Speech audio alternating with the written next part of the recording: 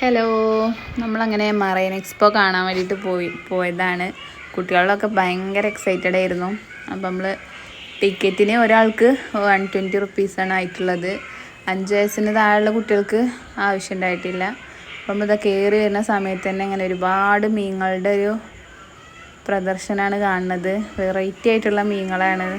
കുട്ടികളൊക്കെ ഭയങ്കര എക്സൈറ്റഡ് ആണ് കണ്ടിട്ട്.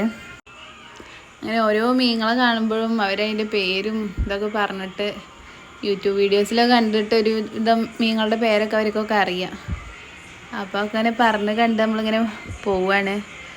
ഏറ്റവും മെർമെയ്ഡിനെ കാണാൻ വേണ്ടിയിട്ടാണ് ഇവരാകെ പോന്നിട്ടുള്ളത്, വലിയ മക്കൾ വന്നിട്ടുള്ളത്. ചെറിയ വലിയ മീനെ കണ്ടിട്ടൊക്കെ നന്നായി.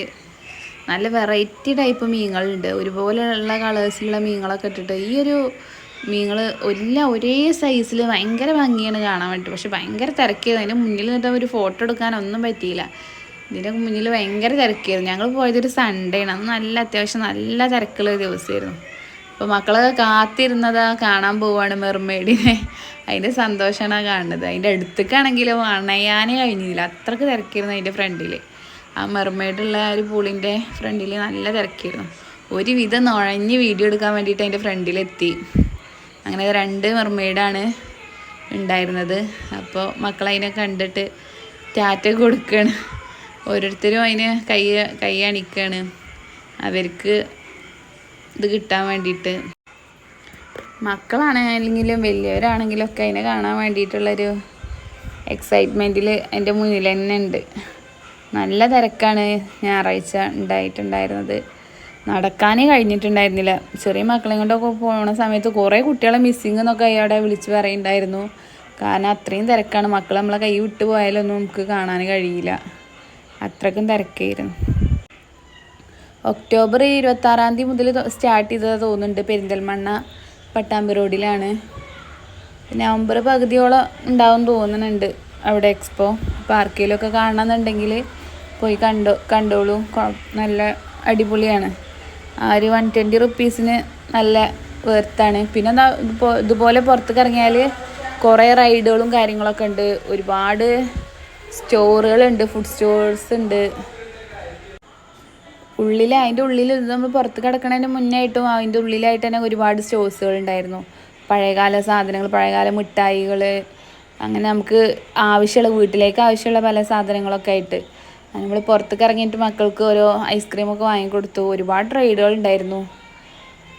അപ്പോൾ മക്കളെല്ലാ റൈഡിലും കയറാൻ വാശി പിടിക്കുകയൊക്കെ ചെയ്തു. പക്ഷെ നമ്മൾ ബഡ്ജറ്റ് കുറവായതുകൊണ്ട് നമ്മൾ അധികം റൈഡിലൊന്നും കയറ്റിയില്ല. ഒരാൾക്ക് ഈ ഒരു ട്രെയിനിലൊക്കെ ഒരാൾക്ക് 100 റുപ്പീസാണ് ഒരാൾക്ക് കയറണമെന്നുണ്ടെങ്കിൽ.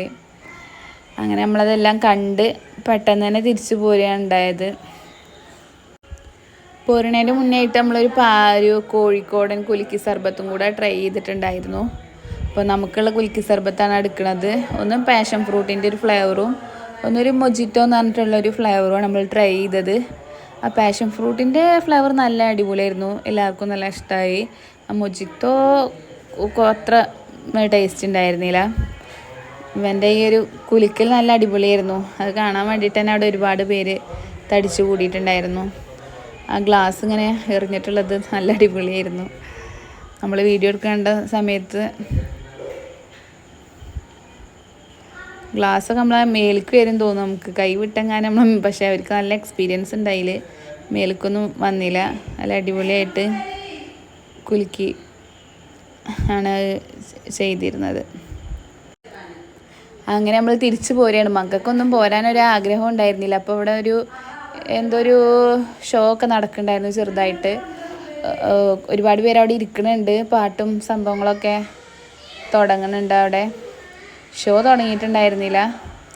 അങ്ങനെ നമ്മൾ പോരുന്ന സമയത്ത് ഓരോ ബലൂണൊക്കെ വാങ്ങിക്കൊടുത്ത് ഞങ്ങൾ 4 മണി സമയത്താണ് അവിടെ എത്തിയത്. ഒരു 6:30-7 മണിയാകുമ്പോൾ നമ്മൾ തിരിച്ചു പോരും ചെയ്തു. ആ സമയത്തൊക്കെ വീണ്ടും ഞങ്ങൾ വന്നതിലേറെ തിരക്കായിരുന്നു. പിന്നെയും നല്ല ക്രൗഡഡ് തന്നെ ആയിരുന്നു. ഞായറാഴ്ചയും കൂടെ ആയതുകൊണ്ട് എല്ലാവരും പുറത്തിറങ്ങിയിട്ടുണ്ടായിരുന്നു. തിരക്കാണ്. ഞങ്ങൾ വന്ന സമയത്തൊന്നും അത്ര തിരക്കുണ്ടായിരുന്നില്ല. പോരുന്ന സമയത്തുള്ള തിരക്കാണ് ഈ കാണുന്നത്. അങ്ങനെ നമ്മൾ തിരിച്ച് പോന്നു. മക്കൾക്കൊക്കെ നല്ല ഇഷ്ടമായി.